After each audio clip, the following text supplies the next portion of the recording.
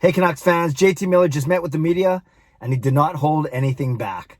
I'm Clay Emo, I'm at Canuck Clay on Twitter. I'm at Clayton Emo on Instagram. I'm the founder of the GLCPC, the Good Looking Canucks Positivity Club. This is my Canucks take, all in one take. It's Clay's Canucks commentary for Wednesday, April the 14th. My second video of the day. This is where we get Canucks insight that's positive and timely. Won't do my whole long intro aside from giving my regular Hall of Fame shout outs to Jens95, simalexander, Just Incredible, nucksfan number 29, and Lucas Gates. Okay, here we go. JT Miller just met with the media and he did not pull any punches, talking about the NHL's plan for the Canucks to return to play after the COVID outbreak. 19 games in 31 days. And actually, a couple of things that he said I really want to point out, and it's actually making me change my tune from my video that I recorded just only a few hours ago. Now, with JT Miller, the one thing about him, he's always honest, but he doesn't always show vulnerability or show his vulnerable side. Well, today, he did show a lot of vulnerability. You know, I've always liked him, but it makes me even appreciate him and like him more. His vulnerability, his honesty, his transparency, his humility. We know that he's an uber competitive guy. We know he's often combative and a little prickly with the media sometimes. But today was a refreshing JT Miller. It was just refreshing to see how he was very thoughtful. Not that he's not thoughtful usually, but he was very vulnerable. I think that's the word that I in my tweet I used the word weakness. That was probably the wrong word because I certainly didn't think he was showing any weakness at all today, but he was definitely showing vulnerability and a level of vulnerability that we usually don't see from JT Miller. What he did say, he basically admitted that he's not ready. He's not ready to come back tomorrow, practice tomorrow, game on Friday. Just when you say it like that, it sounds so absurd, right? The Canucks haven't played in 3 weeks, and they're going to play a game after only one full practice with not a full roster. But JT Miller said he didn't even have COVID in this latest outbreak.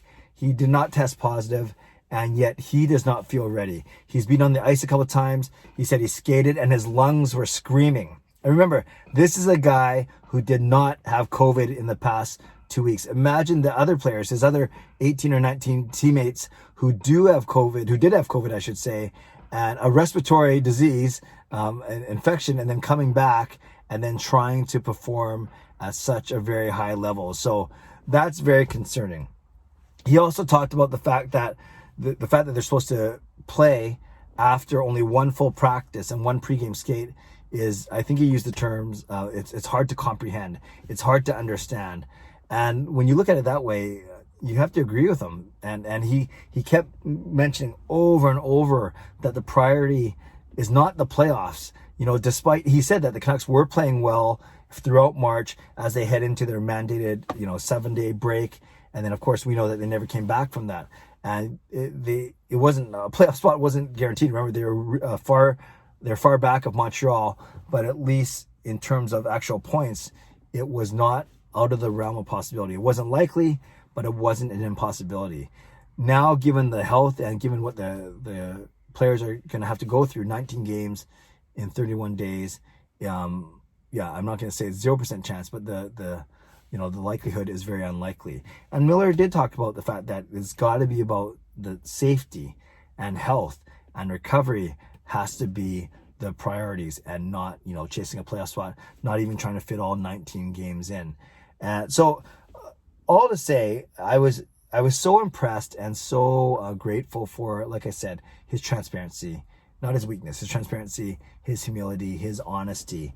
And when you have one of the most competitive guys on the team really talking in terms such as, concerned and hard to comprehend, and safety needs to be the priority, not sure why we're coming back, all those things, that speaks volumes. That really speaks volumes. And it actually had me changing my tune a little bit. I made a comment in my earlier vlog, and I was basically trying to say, if we don't expect the Canucks to do well, and that makes sense given what they're coming back from. But if they do well and somehow get into the playoff hunt, that it's a win-win situation, right? Look at it the other way, it's a no-lose situation. But as I heard JT Miller speak, like I said, the most competitive guy on the team, basically saying that it's not about the playoffs right now, it really kind of forced me to take a reality pill, so to speak, and say, okay, what am I actually expecting here? What am I hoping for? Should the Canucks try to run their guys in the ground just for the chase of a very elusive playoff spot?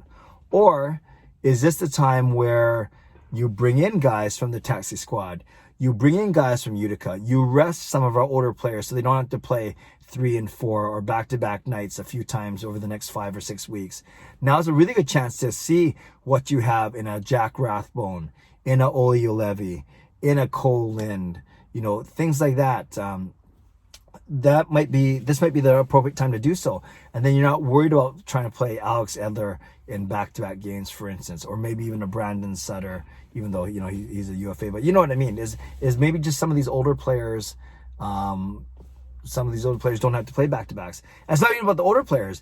Do you want Pettersson coming back from an injury, trying to play almost every night and be at the risk of more injury, even though he didn't have COVID? How about the guys that did have COVID, the young guys like Hoglander and like Quinn Hughes? Do you want them coming back after a lengthy layoff? And then there's the risk of injury, and not just a minor injury, like a soft tissue injury, but it could be a major injury because they're not in good shape, or they're not fully aware, or they're not up to game speed and game thinking. So there's just a lot of things to be concerned with. I think these are all things that people were saying. In fact, many of you were saying in response to my vlog from earlier today, why are the Canucks even playing? Why not just shut the season down? And I've always been, maybe foolishly, an advocate for them coming back. But after JT Miller, after hearing him speak, and just with the level of vulnerability and honesty and humility and transparency and all those words that I've been using, it actually got me thinking. And it got me thinking that, number one, to temper my expectations, and number two, maybe I won't be disappointed if the Canucks end up not playing well, and if they end up resting a bunch of their guys and letting other guys play, guys that might not necessarily get to play.